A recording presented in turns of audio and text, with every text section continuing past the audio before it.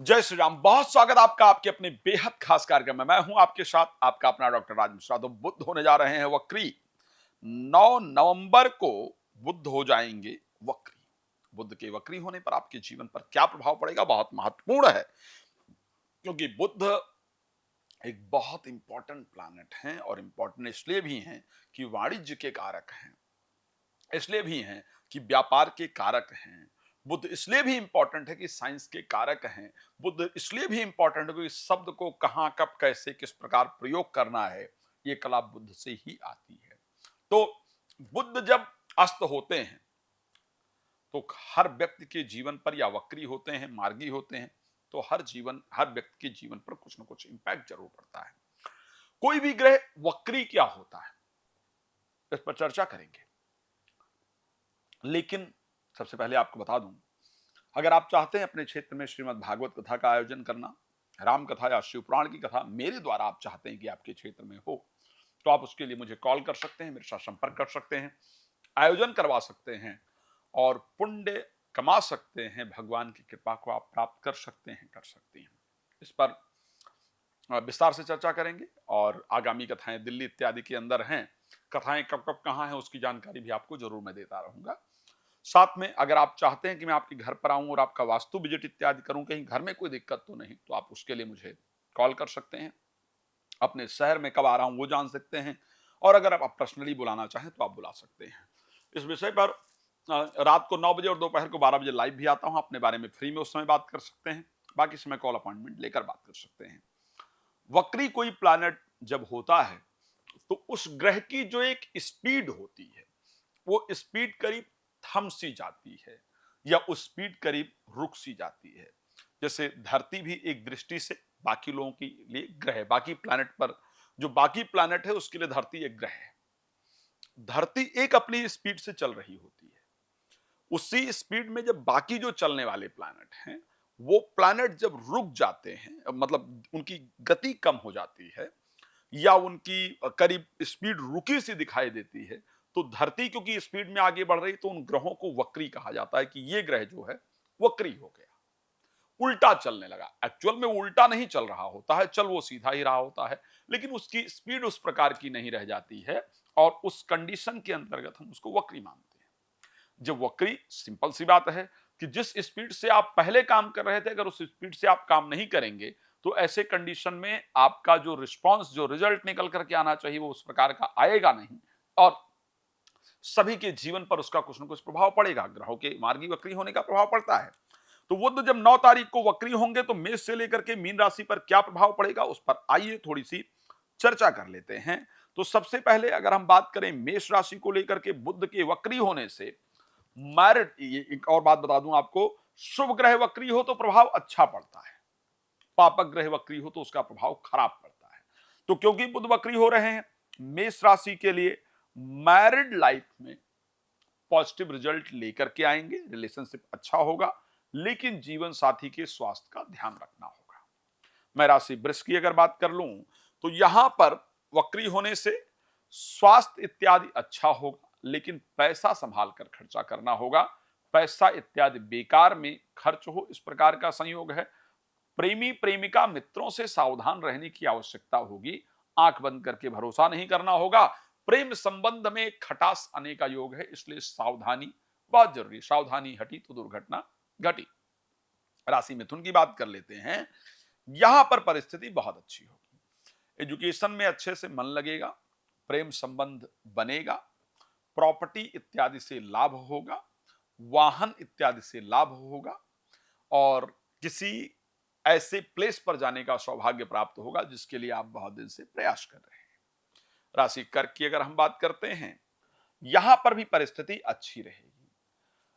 आपका नया बिजनेस आप प्रारंभ करेंगे। जो जो लोग कोशिश कर रहे थे बहुत दिन से कि हमें कुछ नया करना है, कुछ नया सोचना है, कुछ नए, तो नए बिजनेस को, नए काम को प्रारंभ करने का योग वक्री होकर के बुध बना देंगे। और व्यापार में अगर लाभ की बात की जाए, तो लाभ तो निश्चित रूप से बुध देने वाले हैं, तो आपके लिए फायदेमंद होगा। राशि सिंह को लेकर के जब बात करेंगे, तो ऐसा नजर आता है कि आप जो अभी तक उल्टे सीधे डिसीजन ले रहे थे ना, आपके अंदर मेच्योरिटी ले आएंगे बुध। धर्म कर्म में आपकी रुचि बढ़ जाएगी। मैच्योरिटी होने से जो डिसीजन आप ले रहे थे वो डिसीजन आपके परफेक्ट होंगे। भाई बहनों के जीवन में चल रही जो दिक्कतें हैं वो स्वतः दूर हो जाएंगी। तो मन प्रसन्न होगा। कार्य जो पीछे बिगड़ रहे थे वो कार्य आपके बनने शुरू होंगे। अगर हम बात कर लेते हैं राशि कन्या को लेकर के, एक तो इंटरव्यू इत्यादि में अगर आप जा रहे थे, जा रही थी, तो आपको सफलता देने जा रहे हैं। घर की जो उलझने थी उसको सुलझा देंगे बुध। सुलझाने की शक्ति आपको मिल जाएगी। शब्दों में एक पॉजिटिविटी आएगी तो आपके लिए बेहतर होगा। राशि तुला की अगर बात कर लें, एक तो जितने काम रुके हुए थे वो कैसे पूरे किए जाएं, कार्य कैसे बने, उसके अगर नॉलेज की बात करें तो बुध आपको देने के लिए आ रहे हैं। व्यापार में एक शानदार रिजल्ट बुध आपको देने के लिए आ रहे हैं। स्वास्थ्य आपका बेहतर हो जाएगा। राशि वृश्चिक की बात कर लेते हैं। यहां पर नींद अच्छी आएगी।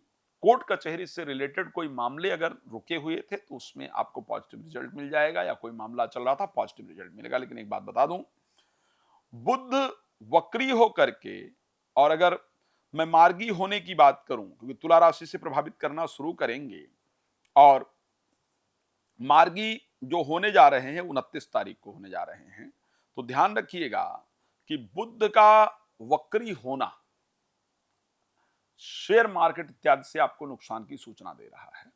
तो शेयर मार्केट इत्यादि में कोई भी पैसा इन्वेस्ट नहीं कीजिएगा, स्पेशली 23 तारीख से लेकर के और 29 तारीख के बीच में। करीब ये जो 5-6 दिन का समय होगा, यहां पर बाकायदा तुला के अंतर्गत रहेंगे, तो ये आपको सावधानी रखने की आवश्यकता जरूर रहेगी। अगर हम बात कर लें राशि धनु को लेकर के क्या परिस्थिति होगी, यहां पर आपको एक अच्छा लाभ, क्योंकि वक्री होंगे तो तुला राशि से प्रभावित करेंगे और 23 को तो बाकायदा तुला में चले भी जाएंगे। यहां पर शेयर मार्केट से लाभ, लॉटरी से लाभ, सट्टा से लाभ, जो काम आपने पहले किया हुआ था, जिसके पैसे इत्यादि आपको नहीं मिल रहे थे, भाग रहे थे, भाग दौड़ कर रही थी, या नौकरी इत्यादि कर रखा है, उसका पैसा नहीं आ रहा था, वो आपको आना शुरू हो जाए। वो आपका पैसा बुध दिलवाने आ रहे हैं, तो उसका लाभ आपको जरूर प्राप्त होगा। संतान के जीवन में एक अच्छा परिवर्तन देने आ रहे हैं, तो कुछ खुशखबरी वगैरह आपको जरूर मिलने जा रही है।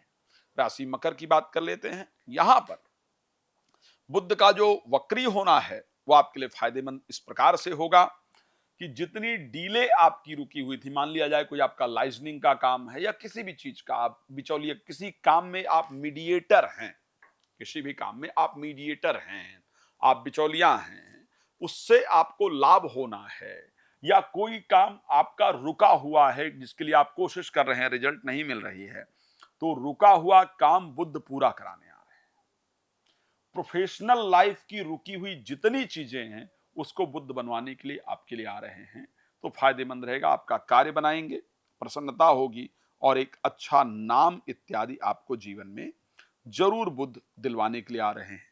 मकर के लिए बेहतर है। राशि कुंभ मेरी सबसे पसंदीदा राशि, और बुध वक्री होंगे तो भाग्य स्थान से यानी तुला राशि 23 तारीख को तुला में भी चले जाएंगे, तो एक उनका एक अच्छा प्रभाव रहेगा।